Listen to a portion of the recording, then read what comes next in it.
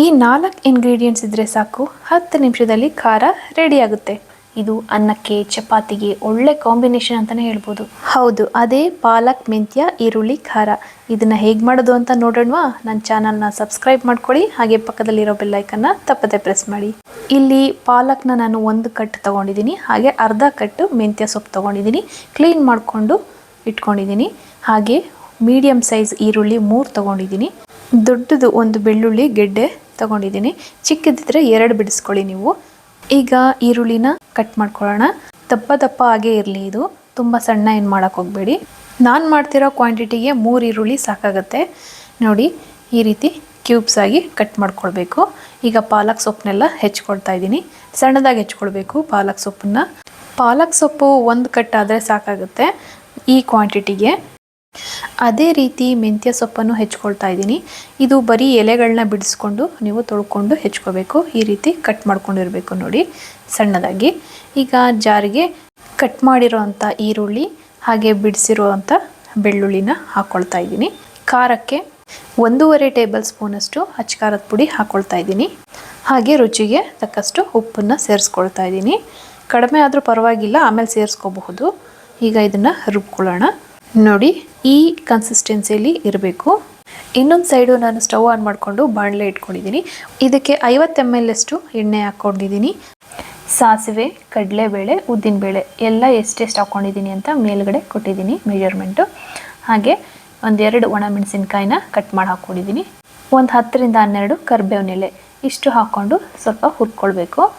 ಉದ್ದಿನಬೇಳೆ, ಕಡಲೆಬೇಳೆ ಎಲ್ಲ ಬ್ರೌನ್ ಕಲರ್ ಬಂದ ಮೇಲೆ ಒಂದು ಅರ್ಧ ಟೇಬಲ್ ಸ್ಪೂನಷ್ಟು ಜೀರಿಗೆ ಹಾಕ್ಕೊಂಡು ಹುರ್ಕೊಳ್ತಾ ಇದ್ದೀನಿ. ಮೊದಲೇ ಜೀರಿಗೆ ಹಾಕಕ್ಕೆ ಹೋಗಬೇಡಿ, ಎಲ್ಲ ಸೀದ್ಬಿಡುತ್ತೆ. ಈಗ ರುಬ್ಬಿರೋ ಅಂಥ ಪೇಸ್ಟನ್ನು ಹಾಕ್ಕೊಳ್ಳೋಣ. ಎಣ್ಣೆಯಲ್ಲಿ ಈ ಈರುಳ್ಳಿ ಪೇಸ್ಟನ್ನ ನಾವು ಚೆನ್ನಾಗಿ ಫ್ರೈ ಮಾಡ್ಕೋಬೇಕು. ಅದಕ್ಕಾಗಿ ಎಣ್ಣೆನ ಸ್ವಲ್ಪ ಜಾಸ್ತಿ ಹಾಕ್ಕೊಂಡ್ರೆ ಒಳ್ಳೆಯದು. 50 ml ಸಾಕಾಗುತ್ತೆ ಈ ಕ್ವಾಂಟಿಟಿಗೆ. ಈ ರೀತಿ ಮಾಡೋದ್ರಿಂದ ಈರುಳ್ಳಿ ಬೆಳ್ಳುಳ್ಳಿ ಹಸಿ ವಾಸನೆ ಹೋಗುತ್ತೆ. ಈಗ ನಾನು 1.5 ಟೇಬಲ್ ಸ್ಪೂನಷ್ಟು ಧನಿಯಾ ಪುಡಿ, 1/4 ಟೀ ಸ್ಪೂನಷ್ಟು ಅರಿಶಿನ, ಹಾಗೆ 1/4 ಟೀ ಸ್ಪೂನಷ್ಟು ಜೀರಿಗೆ ಪುಡಿ ಸೇರಿಸ್ಕೊಳ್ತಾ ಇದ್ದೀನಿ. ಇದನ್ನು ಚೆನ್ನಾಗಿ ಹುರ್ಕೊಳ್ಳೋಣ. ವರ್ಕಿಂಗ್ ವುಮೆನ್ಸ್ಗೆ ಹಾಗೆ ಸಾಂಬಾರು ಕಡಿಮೆ ಇದ್ದಾಗ ಏನು ಮಾಡೋದಪ್ಪ ರೈಸಿಗೆ ಅಂದಾಗ ಈ ರೆಸಿಪಿ ತುಂಬ ಹೆಲ್ಪ್ ಆಗುತ್ತೆ, ತುಂಬ ರುಚಿಯಾಗಿರುತ್ತೆ. ನಾನು ಕಲ್ಲರಿಗೆ 1 ಟೇಬಲ್ ಸ್ಪೂನಷ್ಟು ಕಾಶ್ಮೀರಿ ರೆಡ್ ಚಿಲ್ಲಿ ಪೌಡರ್ನ ಸೇರಿಸ್ಕೊಂಡಿದ್ದೀನಿ. ಇದು ಕಲರ್ ತುಂಬ ಚೆನ್ನಾಗಿ ಕೊಡುತ್ತೆ. ಈ ರೀತಿ ಎಲ್ಲ ಚೆನ್ನಾಗಿ ಫ್ರೈ ಮಾಡಿಕೊಂಡು ಆಯಿಲ್ ಎಲ್ಲ ಸೈಡಲ್ಲಿ ಬಿಡ್ತಾ ಇರುವಾಗ ಹೆಚ್ಕೊಂಡಿರುವಂಥ ಸೊಪ್ಪನ್ನು ಹಾಕ್ಕೊಳ್ತಾ ಇದ್ದೀನಿ. ಈಗ ಮಸಾಲೆ ಜೊತೆಗೆ ಈ ಸೊಪ್ಪನ್ನು ಚೆನ್ನಾಗಿ ತಿರುಗಬೇಕು. ಈ ಟೈಮ್ನಲ್ಲಿ ಸಾಲ್ಟ್ ಕಡಿಮೆ ಆಗಿದ್ದರೆ ಸೇರಿಸ್ಕೊಳ್ಳಿ. ನಾನು ಮೊದಲೇ ಹಾಕಿರೋದ್ರಿಂದ ಕರೆಕ್ಟಾಗಿದೆ ರುಚಿ.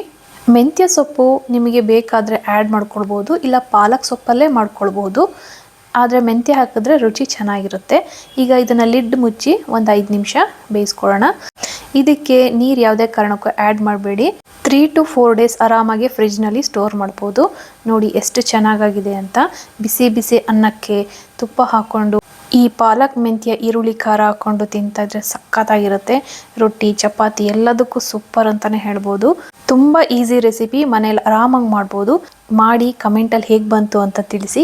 ಈ ರೆಸಿಪಿ ನಿಮ್ಗೆಲ್ಲರಿಗೂ ಇಷ್ಟ ಆಗಿದೆ ಅಂತ ಅಂದ್ಕೊಳ್ತೀನಿ. ಇಷ್ಟ ಆಗಿದ್ರೆ ಇವತ್ತೇ ಟ್ರೈ ಮಾಡಿ. ಹಾಗೆ ಫಸ್ಟ್ ಟೈಮ್ ಯಾರು ನನ್ನ ಚಾನಲ್ನ ನೋಡ್ತಾ ಇದ್ದೀರೋ ಪ್ಲೀಸ್ ಸಬ್ಸ್ಕ್ರೈಬ್ ಮಾಡ್ಕೊಂಡು ನೋಡಿ. ಹಾಗೂ ಲೈಕ್, ಶೇರ್, ಕಮೆಂಟ್ ಮಾಡೋದನ್ನು ಮರಿಬೇಡಿ. ನಾನು ನನ್ನ ಮುಂದಿನ ವಿಡಿಯೋದಲ್ಲಿ ನಿಮಗೆ ಸಿಗ್ತೀನಿ. Thank you for watching.